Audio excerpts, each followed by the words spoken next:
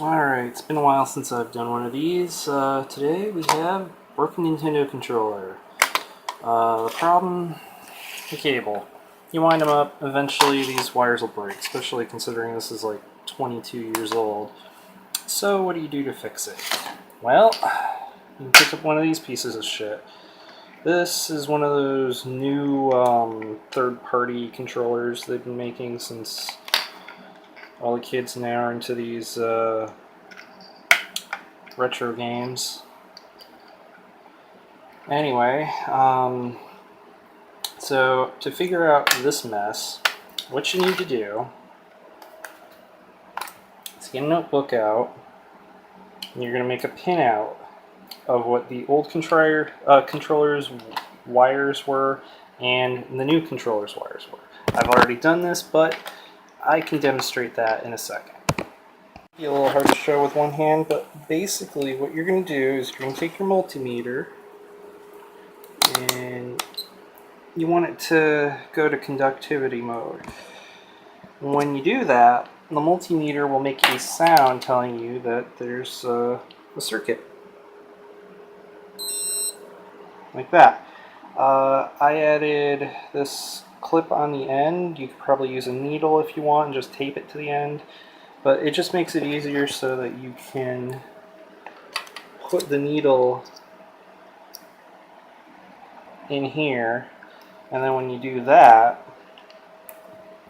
you want to take the other end and just touch along until it conducts. And then from there you'll be able to figure out the pinout of these really crappy wires. In this case, I used an older controller that I have to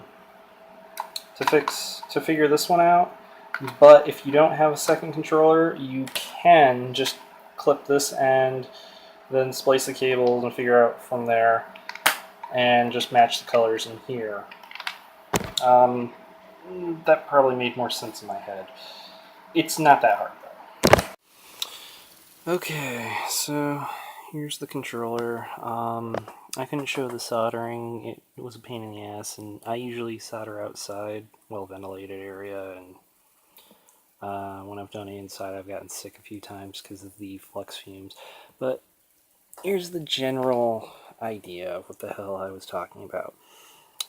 You've got the different color wires here from the original one. You cut them, you solder them, and you connect them to the new cable from the new crappy controller.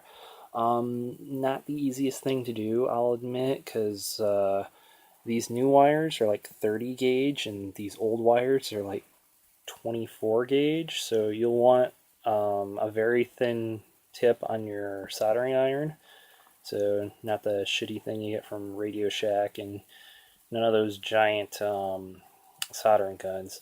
I tried using heat shrink on this, but the wire was too thin for my heat shrink, so I just used electrical tape. The wires are probably too long, and I could have probably just soldered to the pins right there, but I decided to leave the original wires on the connector. Found it interesting because compared to the original cable, they're soldered directly to the board, while on these dog bone controllers they have like a machine connector. But the question at the end of the day is, how does it work? There we go.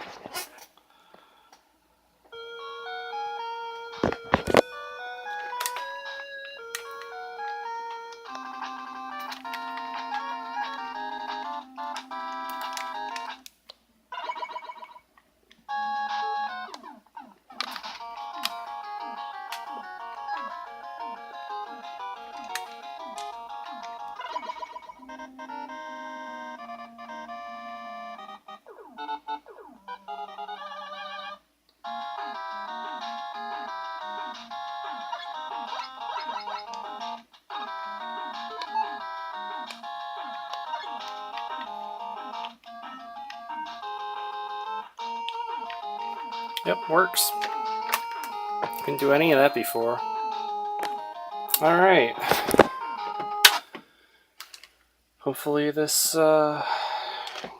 gets some people to go out there and fix their old stuff. I mean, it might be 23 years old, but I'm pretty sure it'll last another 23 years, or at least last longer than this Wii U.